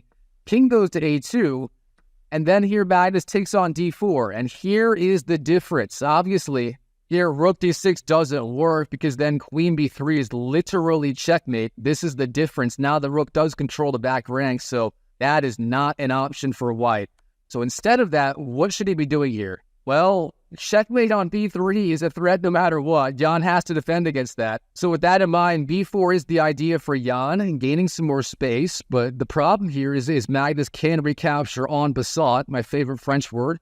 C takes b3 on the board. And now Jan does go king b2. And of course, queen takes b3 is not possible. You can't capture your own pawn. So for that reason, the king looks to be safe right now. However, looks can be deceiving. Here, Magnus Carlsen has an unbelievable tactical shot. If you like puzzles, pause the video right now and try to find the winning move for Magnus Carlsen. It is a stunner. All right, I hope you found it. If you found this move, you deserve 5 Happy Meals, my friend. That's right, 5 out of 5. Here, the move for black is actually rook to a1. You give up the rook on the a1 square. And if white doesn't take it, the follow-up is going to be rook to a2, followed by b3. So white has to take it, but if he takes it, there's a checkmate in like 3 moves. b3, king is forced to b1. You then give up the bishop, king takes a2 is forced, and then b1 promoting to a queen is checkmate. Oh, that is a beautiful checkmating idea. Okay, in the game, Magnus didn't find it, at least not right away. Instead, e3 is the move for Magnus. Now, this move looks okay at first glance. However, here Jan does have an idea to save the game. That is rook to a4, threatening rook takes a5 or queen takes a5. And of course, now if Jan takes on the d2 square, then simply rook takes a5, and the only way to stop checkmate, obviously the queen guarding b8, you have to go queen to a6, giving up the queen. And then here white is doing great. So rook to a4, an incredible idea for Jan to at the very least save the game, if not turn it in his favor. Instead, he doesn't find that. Queen takes e3 on the board, and then you don't have to give Magnus more than 2 tries to find a brilliant idea. Here in this position, rook to a1 on the board, and of course the ideas are the same. If the king takes, it's mate in 3 after b3 check. So king takes a1, not an option at all. Here Jan goes queen e5, trying to defend. But then we see the full extent of Magnus Carlsen's idea, rook to a1, rook a2 on the board, king b1. You take the rook on d2, then you go b2. Now, again, the threat is bishop a2 check with that same checkmating pattern we've seen before. So for that reason, in this position, Jan Nepomniactchi resigns on the spot to Magnus Carlsen. Wow, very impressive stuff by the world champion. All right, diving into our last game, we have Pantala Harikrishna versus Magnus Carlsen from the 2020 Chessables Masters Tournament. Now in the game, Pantala opens 1e4, best by test. Magnus responds with 1c5 as usual, the Sicilian, and from here, both sides head straight for the Sveshnikov variation of the Sicilian defense. We've seen this in all 5 videos so far in this series. Now the key move e5 from black, of course, knocking off the knight on the d4 square. The knight jumps to b5, the main move, threatening knight d6, black goes d6 guarding, and then bishop g5 on the board. Now, in the last game in this series, we saw the main line of this positional line where white goes knight d5, then bishop takes g6, and finally c3. Here in this game, we're going to see the other main option for white. That is an early c4. So here's how it goes. a6, knight a3, b5, cutting off the knight from the c4 square. Then the knight jumps into the d5 square as usual, the 9 knight d5 positional line. Black goes bishop e7. White takes on f6, gaining control of that d5 square permanently. Black recaptures, and here's the big branching point. In the last game, we saw white go c3. However, in this game, Pantala is going to go for the other line, c4. Now, this is a much slower move, and it's a lot less complicated than c3. When white goes c3 in this position, again, white can go bishop d3, knight c2 to e3, and there's still a lot of tension in the position overall. However, when white goes c4, this typically leads to a very blocked position on the queen side. Here, of course, black has the option. Do you take on c4? Do you go b4? Do you do nothing? Well, first of all, doing nothing doesn't work. White's going to take on b5 with the pawn, then recapture with the knight, and basically win a free pawn for nothing. Of course, the pawn being attacked 3 times by the pawn, the knight, and the bishop, so there's no good way for black to defend. If black does take on c4, then white just goes bishop takes c4, developing his bishop with tempo. And that bishop is very well placed on the c4 square, hitting f7. And here black has to be super careful. So overall, b takes c4 really not played at the highest level. Instead, the main move here for black is going to be b4. Now, this is a very committal decision. On the one hand, you are hitting the knight with tempo, not a bad idea. However, after knight to c2, again, black needs to defend the pawn. And the best way to do it is with the move a5. That's what Magnus does in the game. But now here we have this blocked structure on the queen side. So those pawns on a5 and b4 aren't really going anywhere. White can go for a pawn break with a3, but overall, this leads to a very fixed sort of position on the queen side, and we enter a very slow maneuvering game for both sides. Now here, Pantala has some different options. He goes to the main line with g3. Obviously, this move is setting up bishop g2, getting the bishop on the long diagonal. Here, bishop d3 is technically possible, but overall, it's not really as strong. Black is not threatening f5 in this position. And if black never goes for that, then it's going to be a lot harder to justify the bishop being on the d3 square. So this is a great position in the Sveshnikov for white to go for g3, bishop g2. Perhaps he even wants to threaten h4 at some point, getting space on the king side, maybe threatening h5. Again, it's going to be more of a slow positional game from here. Now, Magnus, how does he continue? In the game, he goes g6. Solid move. The idea is perhaps he wants to go bishop g7 next, retreating the bishop, keeping the bishop alive. And if black gets that in, he may even follow up with the move f5, gaining space on the king side. This is a very common idea in these slower positional lines with knight d5 and the Sveshnikov. So obviously, white doesn't want to allow that from black. That'd be very good for black. So he simply chops off that bishop on the f6 square. Knight takes f6. Then the queen takes. And then from here, both sides just continue developing and castling. So white bishop g2, then black castles, then white castles. And now here, the opening phase of the game is essentially over. Both sides have castled. So what are the plans for both sides here? Well, white's idea is pretty simple. He's perhaps going to go queen d2 or queen d3, then put one of the rooks on the d file, trying to pressure the weak pawn on the d6 square. Of course, black doesn't have a dark squared bishop, so black may have to defend with one of the rooks on d8 or a6. And from there, perhaps white could think about breaking on the queen side with the move a3, or trying to gain space on the king side with perhaps h4, h5. Of course, f4 from white would be very risky. White doesn't really want to do that. So instead, the main pawn breaks, again, are a3 or perhaps h4, expanding on the king side. Now, what about black? What should black be doing? Well, Magnus Carlsen has a few different ideas. One is rerouting the knight to a better square. On c6 is not really doing a whole lot. d4 is never really going to be a good square for the knight because white controls it so well. Perhaps he's going to go knight b8 to d7, then c5. And beyond that, perhaps he wants to use the bishop of pressure on that pawn on e4. Maybe bishop b7 or maybe bishop b6. And finally, the move f5 is very playable in this Sveshnikov. However, Magnus does have to be super careful. If he plays that too early, white could perhaps take on f5, then activate this bishop on the long diagonal. So now here it is Magnus Carlsen's turn. In the game, he goes bishop b7. This move turns out to be a little bit of a mistake. Not a major one, but overall, perhaps it would have been better to leave the bishop on c8 for now. It may want to go to the e6 square. There's no real need to commit the bishop that early. But Magnus, he knows what he's doing. In the game, Harikrishna goes queen d2, setting up either rook a d1 or rook f d1 next. Again, putting pressure on that weak pawn on the d6 square. Very logical move. Now Magnus reroutes the knight, starting with the move knight to b8. His idea here is going to be knight d7 and then knight to c5.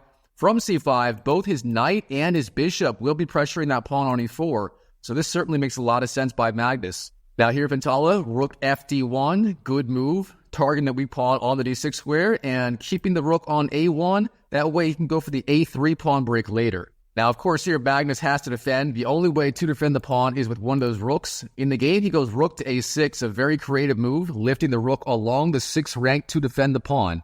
Now here, white, queen e3. Continuing developing, black goes knight d7. Again, the plan is knight to c5. And here, white, his only real way to make progress besides h4, obviously black could block that with h5 and it wouldn't get anywhere. White's really only idea is a3, trying to break on the queen side. And that is what he does in the game. Now, of course, here, white is threatening a takes b5, then perhaps rook takes, and then knight takes b5, winning a pawn, so black has to respond. In the game, he goes rook b6. A good move. The only weakness of this move is the queen does target the rook right now, and that means the knight isn't able to move anywhere else. Of course, c5 is the only good square for the knight anyways, so not that big of a deal, but Magnus will have to be careful about that. Now here, Ventala takes on b4, a takes, and then rook to a4, targeting the pawn. Very logical move. Here, Magnus simply goes b3, expanding on the queen side. Now, this is a very good move. It's also very double-edged. The advantage for Magnus is now the pawns on the b2 square and the c4 square are disconnected. We see this kind of idea a lot in the Roy Lopez for black, especially the closed Roy Lopez or various anti-Marshall systems. So excellent idea. The only drawback is that pawn on the b3 square could be vulnerable, so Magnus is going to have to defend it very carefully. Now here, of course, the knight on c2 being attacked. In the game, Magnus goes knight to e1, then knight to c5 for Magnus. Now, this is part of Magnus Carlsen's long-term plan. That knight is terrifically placed. It's pressuring rook a4 right now. It defends the pawn on the b3 square, and it pressures the pawn on the e4 square. So, very good multi-purpose move. Now, Ventala retreats the rook to a3. Good square, applying long-term pressure on that pawn on the b3 square. And Magnus is not a fan of that, so here he goes rook to a6, trying to get the rooks off the board. And that is what happens. Rook takes, bishop takes. And then Magnus has some pressure on that pawn on the c4 square, so Pantala defends, bishop f1. So now overall, this position is looking relatively equal. Magnus does have a little bit of pressure here, but of course, Magnus is rated approximately 150 ELO points higher than his opponent. And for that reason, he's trying to play for a win here. So let's see how Magnus slowly turns up the pressure in this game in a way that only Magnus Carlsen can do. In the game, rook to c8, increasing the pressure on that pawn on c4. Pantala goes knight f3, then bishop b7, reapplying pressure on the pawn on e4 now. Now, from here, white goes knight d2, defending the pawn. That knight does a good job of defending everything, but now look at white's pieces. The knight on d2 and the bishop on f1, very, very passive. All they're doing is defending their own pawns. Meanwhile, black here is the one applying all the pressure. So now we enter a slow maneuvering phase. We're going to skip through a lot of these moves. Not a whole lot happens here. White expands on the king side. Black obviously blocks it with the move h5. And we keep going a few more moves all the way up until right here. Here in this position, Magnus plays the move bishop c6, forcing the rooks off the board. Obviously, there's nowhere the rook can go. And in case you were curious here, rook takes b3 is an option. However, if white does that, black's going to have a number of different options. Rook to a1 is a great move, getting the rook on the back rank. Then white's rook is never going to be able to defend. Other than that, knight c5 also possible, forking both the rook and the pawn on the e4 square. And then black's going to have these very powerful central pawns here. So rook takes b3 is playable, but it's not very attractive either. In the game, Pantala Harikrishna goes rook takes a8, getting the rooks off the board. Here, Magnus takes back with the queen. And now, of course, we have a very interesting position where black has pressure on that pawn on the e4 square. Meanwhile, white is threatening queen takes b3. Now, fortunately for us, these pawns do come off the board, and that gives us a little bit of an imbalance in this position. Queen takes b3, then bishop takes, and now suddenly it's white's queenside pawns versus Magnus Carlsen's central pawns. And that is the imbalance he needed in this game to be able to press for a win. So overall, Magnus is very happy with this new development. Now, Pantala, queen to e3, bringing the queen back to the defense of the king side. Bishop b7 from Magnus, freeing up the queen to move perhaps to a1 next. And here Pantala, his main plan is going to be getting those queenside pawns rolling. The best move here for him is probably going to be b4, just immediately expanding with that passed pawn. Instead, here, he goes for a very different idea, c5. Now, this move may look very strange. After all, black has that square guarded by both the pawn and the knight. Isn't white just losing a pawn? Well, not exactly. The tactics work out where this move doesn't lose a pawn. Here's why. If black takes with the d pawn, d takes c5, then obviously knight takes e5 or queen takes e5 is going to regain the pawn immediately. However, if black takes with the knight, as Magnus did in the game, that is the best move. Then the move knight takes e5 is possible. This is what Pantala played in the game. And here black takes the knight, then white obviously wins the knight on the c5 square as that pawn on d6 is now being overloaded. Now, instead of going for that line, here Magnus plays a much stronger idea. Queen to a1, a very powerful multi-purpose move, forking both the pawn on the b2 square and the h1 square. And if white doesn't do anything, let's say white defends the pawn, I don't know, queen to c3, then queen h1 is literally checkmate. The king is nowhere to go. So obviously white has to respond to that threat. In the game, he does. He goes knight to f3, blocking off the long diagonal here. Now, queen h1, not a good move at all for black. But that does mean Magnus Carlsen wins the pawn on the b2 square. And now suddenly Magnus is up a clean pawn on the d6 square. So, obviously a very good development for Magnus in terms of being able to win this game in the Sveshnikov Sicilian. Now, from here, Pantala tries to increase the pressure on the king side. However, it only leads to a bunch of exchanges. Here, bishop f3, then the bishops come off the board. And then here, we just have this weird position where both sides are dancing around with their queens and their knights for a very long period of time. We're going to fast forward a little bit. Here, Magnus does go queen to d5, pinning the knight. There is the threat of knight to d4. If Magnus can get that in, all of the queens and the knights are going to come off the board. Then Magnus is going to be left with that one pass pawn on the d6 square. So obviously, Pantala sees that. King g1. And again, some more maneuvering phase moves. Magnus bringing his king back to the e7 square. Pantala trying to give more checks.